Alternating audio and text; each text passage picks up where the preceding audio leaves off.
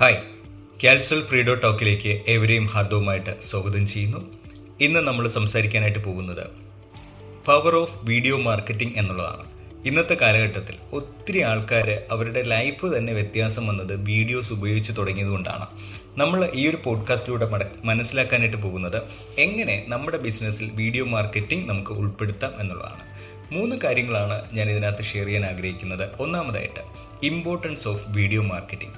നമ്മുടെ ഇന്നത്തെ കാലഘട്ടത്തിൽ നമ്മൾ എല്ലാ ഡേറ്റയും പരിശോധിക്കുകയാണെങ്കിൽ, സോഷ്യൽ മീഡിയയും അതോടൊപ്പം തന്നെ യൂട്യൂബിൻ്റെയും ഒക്കെയും ഡേറ്റ പരിശോധിച്ച് കഴിഞ്ഞാൽ വീഡിയോസിന് വളരെയധികം ഇമ്പോർട്ടൻസ് ഉണ്ട്. വീഡിയോസ് ആൾക്കാരെ എൻഗേജ് ചെയ്ത് നിർത്താനായിട്ടും നമ്മുടെ അതോറിറ്റി, നമ്മുടെ വിശ്വസ്തത വർദ്ധിപ്പിക്കാനായിട്ട് നമ്മളെ സഹായിക്കുമെന്നുള്ളതാണ്. പലപ്പോഴും നമ്മൾ തന്നെ ഒന്ന് നോക്കിയാൽ നമ്മൾ പല സോഷ്യൽ മീഡിയയിലും പല ആൾക്കാരുടെയും വീഡിയോസ് കാണുന്നതിലൂടെ ആ വീഡിയോ ചെയ്യുന്ന ആളുമായിട്ടൊരു ബന്ധം നമുക്ക് വരുന്നതായിട്ട് കാണാം. അതുകൊണ്ട് തന്നെ നമ്മൾ വീഡിയോസ് വളരെ പവർഫുള്ളായിട്ടുള്ള ഒരു ടൂളാണ് നമ്മുടെ ബിസിനസ്സിൽ സെയിൽസ് കൺവേർട്ട് ചെയ്യാനായിട്ട്.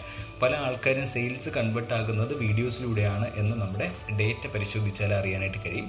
അപ്പോൾ ഇന്നത്തെ കാലഘട്ടത്തിൽ നമ്മൾ വെറുതെ പോസ്റ്റേഴ്സ് കൊടുക്കുക, എഴുത്ത് കൊടുക്കുക, അതിനുപരിയായിട്ട് നേരിട്ട് നമ്മൾ ക്യാമറയിലേക്ക് വന്നു കഴിഞ്ഞാൽ ഏതൊരു കാര്യത്തെയും നമുക്ക് വിൽക്കുവാനായിട്ടോ ബോധിപ്പിക്കാനായിട്ടോ നമുക്ക് കഴിയും എന്നുള്ളതാണ്. അപ്പോൾ നമ്മുടെ വീഡിയോയുടെ ഇമ്പോർട്ടൻസ് എന്ന് പറയുന്നത് നമ്മുടെ ഈ കാലഘട്ടത്തിൽ നമുക്ക് ഒരിക്കലും മാറ്റിവെക്കാൻ കഴിയാത്ത ഏറ്റവും പ്രധാനപ്പെട്ട കാര്യമാണ്.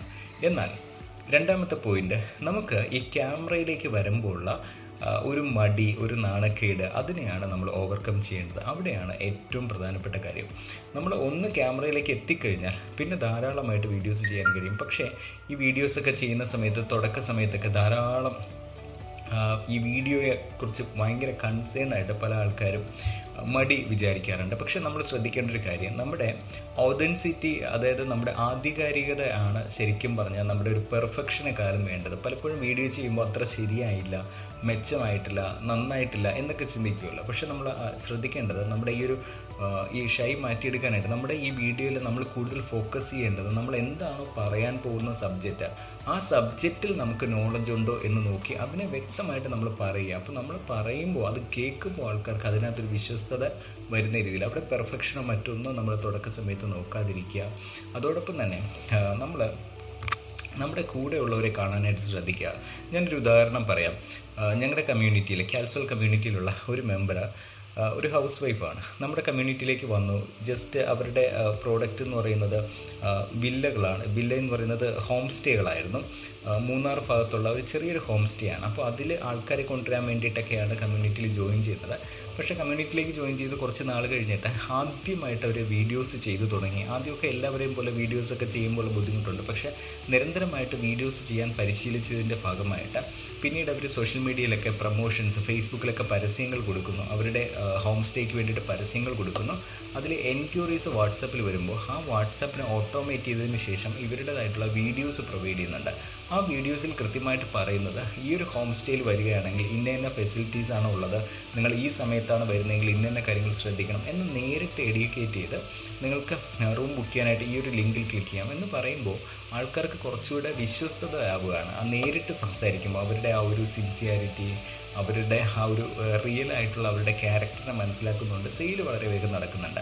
അപ്പോൾ ആ ഒരൊറ്റ വീഡിയോ അവർ ഓട്ടോമേറ്റ് ചെയ്തതിന് ശേഷം അവർക്ക് 100 കണക്കിന് ഓർഡറുകൾ അവർക്ക് വന്നുകൊണ്ടിരിക്കുകയാണ്. അപ്പോൾ അവർ വർക്ക് ചെയ്യാത്തപ്പോഴും ഉറങ്ങുമ്പോഴും വീഡിയോസ് വഴി സെയിൽസ് നടക്കുകയാണ്. ഇതിൻ്റെ ഒരു പ്രത്യേകത, ആഫ്റ്റർ ബിഫോർ പറയുകയാണെങ്കിൽ, ഈ ഒരു വീഡിയോയിലേക്ക് വരുന്നതിന് മുമ്പ് ഒത്തിരി ആൾക്കാരുടെ ഫേസ്ബുക്കിലൊക്കെ ലീഡ് വരും. പക്ഷേ ഇവരെയൊക്കെ വിളിക്കുക, സംസാരിക്കുക, ഇവരുമായിട്ട് കമ്മ്യൂണിക്കേറ്റ് ചെയ്യുക എന്ന് പറയുന്ന വലിയൊരു ചലഞ്ചാണ് ചെയ്തുകൊണ്ടിരിക്കുന്നത്. പലപ്പോഴും നമുക്ക് ധാരാളം ബുദ്ധിമുട്ട് ഫീൽ ചെയ്യും. കാരണം പലപ്പോഴും ധാരാളമായിട്ടുള്ള സെയിൽസിൻ്റെ റിജക്ഷൻസ്, അങ്ങനെ കുറേ കാര്യങ്ങൾ വരുമല്ലോ.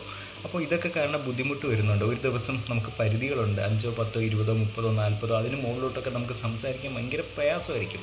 പക്ഷേ വീഡിയോസ് നല്ല രീതിയിൽ ചെയ്യാൻ പ്രാക്ടീസ് ചെയ്ത് അതിലേറ്റവും നല്ല മികച്ചതായിട്ടുള്ള വീഡിയോ നമ്മൾ അഡ്വർടൈസിങ്ങുമായിട്ട് കണക്ട് ചെയ്യുമ്പോൾ നമ്മൾ വർക്ക് ചെയ്യാതിരിക്കുമ്പോഴും ആ അഡ്വർടൈസിങ് കാണുന്നവർ സെയിൽസ് ആവുന്നുണ്ട്. അപ്പോൾ അത് വലിയൊരു സാധ്യതയാണ്. ഒരു ഹൗസ് വൈഫ് ആയിരുന്നവർ മന്ത്ലി 1 lakh അച്ചീവ് ചെയ്തു, മന്ത്ലി 3 lakh അച്ചീവ് ചെയ്തു. അങ്ങനെ അവർക്ക് എല്ലാ ചിലവും പോയിട്ട് ഒരു എമൗണ്ട് മാറ്റിവെക്കുന്ന രീതിയിൽ അവരുടെ ലൈഫിലൊരു വ്യത്യാസം വന്നത് വീഡിയോസാണ്. അപ്പോൾ അതുകൊണ്ട് തന്നെ നമ്മൾ വീഡിയോസ് ചെയ്യുന്നതിലൂടെ നമുക്ക് ഒത്തിരി ആൾക്കാരെ നമുക്ക് ഹെൽപ്പ് ചെയ്യാനായിട്ട് പറ്റും. അപ്പോൾ നമുക്കത് ഒരു കോൺഫിഡൻസ് കൂടെ ബിൽഡ് ചെയ്യാനായിട്ട് നമുക്ക് കഴിയുന്നുള്ളതാണ്. നിരന്തരം നമ്മൾ വീഡിയോസ് ചെയ്യുന്നുണ്ട്. അപ്പോൾ തുടക്ക സമയങ്ങളിൽ നമ്മൾ ചെയ്യുമ്പോൾ ഒത്തിരി ലെങ്തി വീഡിയോസിലൊക്കെ പോവാതെ ചെറിയ ചെറിയ വീഡിയോസിലേക്ക് നമ്മൾ ചെയ്യുക. നമ്മൾ പറയുന്ന മെസ്സേജസിലേക്ക് നമ്മൾ ഫോക്കസ് ചെയ്യുക. നമ്മൾ ഓവറായിട്ട് മറ്റ് എങ്ങനെയുണ്ട് അപ്പിയറൻസ് അതിലേക്കൊക്കെ പോകുന്നതിനുപരിയായിട്ട് നമ്മൾ എന്താണോ വീഡിയോയിലൂടെ മറ്റൊരാൾക്ക് ഷെയർ ചെയ്യാൻ ആഗ്രഹിക്കുന്ന ആ കണ്ടൻറ്റിലേക്ക് നമ്മൾ ഫോക്കസ് ചെയ്യാനായിട്ട് ശ്രദ്ധിക്കുക എന്നുള്ളതാണ്. മൂന്നാമതായിട്ട് പ്രാക്ടിക്കലി ഉള്ള ഒരു 1-2 ടിപ്സ് ഷെയർ ചെയ്യാനായിട്ടുള്ളത്, നമ്മുടെ കയ്യിൽ എന്ത് എക്യുപ്മെൻറ്റ്സ് ഉണ്ട് എന്നുള്ള ഫാൻസി കാര്യങ്ങളെക്കുറിച്ചൊന്നും അധികമായിട്ട് കൺസേൺ ആകാതെ, പലപ്പോഴും പല വീഡിയോസ് നല്ല ലൈറ്റിങ്ങിലും നല്ല മൈക്കിലും ക്യാമറയിലൊക്കെ ചെയ്യുമ്പോൾ എൻ്റെ കയ്യിൽ ഇതൊന്നും ഇല്ലല്ലോ ചെയ്യാനായിട്ട്, ഞാൻ ചെയ്യുന്നത് വളരെ മോശം, അങ്ങനെയൊന്നും ചിന്തിക്കാതെ നമ്മുടെ കയ്യിലുള്ള സ്മാർട്ട് ഫോൺ, പ്രത്യേകിച്ച് ഇപ്പോഴത്തെ കാലഘട്ടത്തിൽ നമ്മുടെ കയ്യിലുള്ള സ്മാർട്ട് ഫോൺ തന്നെ ധാരാളമായിട്ട് വീഡിയോസിന് ഉപയോഗിക്കാൻ കഴിയും. അങ്ങനെയെങ്കിൽ നമ്മുടെ കയ്യിലെ മൊബൈൽ ഫോൺ ഉപയോഗിച്ചുകൊണ്ട് അത്യാവശ്യം ഒരു ചെറിയ നല്ല ലൈറ്റിങ്ങോടുകൂടി നമ്മൾ വീഡിയോസ് ചെയ്യാനായിട്ട് ശ്രദ്ധിക്കുക. കാരണം നമ്മുടെ സ്മാർട്ട് ഫോണും അത്യാവശ്യം ഒരു ലൈറ്റും കൂടെ ക്രമീകരിക്കാൻ കഴിഞ്ഞാൽ, അതും ഈ സ്റ്റുഡിയോ ലൈറ്റോ അങ്ങനെയൊന്നുമില്ല, നമ്മുടെ വീടുകളിലുള്ള സാധാരണ രീതിയിലുള്ള ലൈറ്റുകളെ ഒന്ന് ക്രമപ്പെടുത്തി വരെ നമുക്ക് തുടങ്ങാൻ പറ്റും. അങ്ങനെ തുടങ്ങി നമ്മൾ വീഡിയോസ് ചെയ്യുക എന്നുള്ളതാണ് ചെയ്യേണ്ടത്. രണ്ടാമതായിട്ട് ശ്രദ്ധിക്കേണ്ട ഒരു കാര്യം എന്ന് പറയുന്നത്, നമ്മുടെ കണ്ടൻറ്റ്സ് നമ്മൾ കൃത്യമായിട്ട് പ്ലാൻ ചെയ്യുക. വളരെ വ്യക്തമായിട്ട് നമ്മൾ കാര്യങ്ങൾ പറയാനായിട്ട് ഒത്തിരി കൺഫ്യൂഷൻ ഇല്ലാതെ കഴിയുന്നത് നമ്മളൊരു സ്ക്രിപ്റ്റ് എഴുതി വെച്ചുകൊണ്ട് നമ്മുടെ പേപ്പറിലേക്ക് ഒക്കെ എഴുതി വെച്ചുകൊണ്ട് പോയിൻ്റ് ബൈ പോയിൻ്റ് ആയിട്ടൊക്കെ പറഞ്ഞു കഴിഞ്ഞാൽ അത് വളരെയധികം ആക്റ്റീവായിരിക്കും. അതോടൊപ്പം തന്നെ ഒരു കാര്യം കൂടി നമ്മൾ വളരെയധികം ശ്രദ്ധിക്കേണ്ടത്, പ്രത്യേകിച്ച് സോഷ്യൽ മീഡിയയിലൊക്കെ ചെയ്യുമ്പോൾ നമ്മുടെ കസ്റ്റമേഴ്സുമായിട്ട് നമ്മൾ എൻഗേജ്ഡ് ആയിരിക്കാനായിട്ട് പലപ്പോഴും നമ്മൾ വീഡിയോസ് ചെയ്തതിന് ശേഷം കമൻറ്റ് അറിയിക്കാൻ പറയാം. നിങ്ങൾക്ക് എന്തെങ്കിലും ക്വസ്റ്റ്യൻസ് ഉണ്ടെങ്കിൽ താഴെ കമൻറ്റിൽ അറിയിക്കണം, എൻ്റെ വാട്സപ്പ് നമ്പർ കൊടുത്തിട്ടുണ്ട്, അതിലേക്ക് കണക്ട് ചെയ്യാം എന്നൊക്കെ പറഞ്ഞ് ആൾക്കാരുമായിട്ട് ഇൻട്രാക്ട് ചെയ്യാം. അപ്പോൾ അങ്ങനെ ഒന്ന് തുടങ്ങിക്കഴിഞ്ഞാൽ നമ്മുടെ വീഡിയോസ് കാണുന്ന ആൾക്കാർ തന്നെ നമുക്ക് വേണ്ടിയിട്ട് ധാരാളം സജഷൻസും പലതും പറയും. അങ്ങനെ അവരുടെ ഗൈഡൻസ് എടുത്ത് വേണം നമ്മൾ മുന്നോട്ട് പോകാനായിട്ട്. അപ്പോൾ ഈ ഒരു വീഡിയോ എന്ന് പറയുന്നത് നമ്മുടെ ഒരു അനന്തമായിട്ടുള്ളൊരു സാധ്യതയാണ്. അപ്പോൾ നമ്മൾ അതിലേക്ക് ഒന്ന് ഇറങ്ങി ഒന്ന് പ്രാക്ടീസ് ചെയ്ത് കഴിഞ്ഞാൽ തീർച്ചയായിട്ടും ഏതൊരാൾക്കും നിങ്ങളുടെ ഏതൊരു പ്രോഡക്റ്റ് വിൽക്കുവാൻ കഴിയും. ഞങ്ങളുടെ കമ്മ്യൂണിറ്റിയിലൊക്കെ സോളാർ പാനലൊക്കെ വിൽക്കുന്ന ഒരു അബ്ദുൾ സലാം സാർ, അദ്ദേഹമൊക്കെ ആദ്യം കമ്മ്യൂണിറ്റിയിലേക്ക് വരുന്ന സമയത്ത് വീഡിയോസ് ഒന്നും ചെയ്തിരുന്നില്ല. പക്ഷേ അദ്ദേഹം വന്ന സമയത്ത് 2 സ്റ്റാഫും 2 ബ്രാഞ്ചും മാത്രം ഉണ്ടായിരുന്നത്. കുറച്ച് നാളുകൾക്ക് ശേഷം അദ്ദേഹത്തിന് 6 ബ്രാഞ്ചും ഒത്തിരി സ്റ്റാഫുമായിട്ടൊക്കെ മാറാൻ കഴിഞ്ഞത് വീഡിയോസിലൂടെ അദ്ദേഹം സെയിൽസ് സ്റ്റാർട്ട് ചെയ്തുകൊണ്ടാണ്. പിന്നീടത്തെ സമയത്ത് അദ്ദേഹത്തിൻ്റെ തന്നെ ഒരു ചെറിയൊരു ഓഫീസ് റൂമിൽ ക്യാമറയൊക്കെ വെച്ച് റെക്കോർഡിംഗ് ഒക്കെ സംവിധാനം കൊണ്ടുവന്നിട്ട് അദ്ദേഹം ഒത്തിരി വീഡിയോസ്, എഡ്യൂക്കേഷണൽ വീഡിയോസ്, സോളാർ പാനലുമായി ബന്ധപ്പെടുന്ന നല്ല നല്ല വീഡിയോസ് ചെയ്യും. അദ്ദേഹത്തിൻ്റെ ലൈഫിനെ ടോട്ടലി മാറിയിട്ട് ഒരു 100x അദ്ദേഹത്തിന് സെയിൽസിനെ ബൂസ്റ്റപ്പ് ചെയ്യാനായിട്ട് കഴിഞ്ഞത് വീഡിയോസാണ്. അപ്പോൾ ഒരു ബിഫോർ ആഫ്റ്റർ ലൈഫാണ് നമുക്ക് വീഡിയോ തരിക.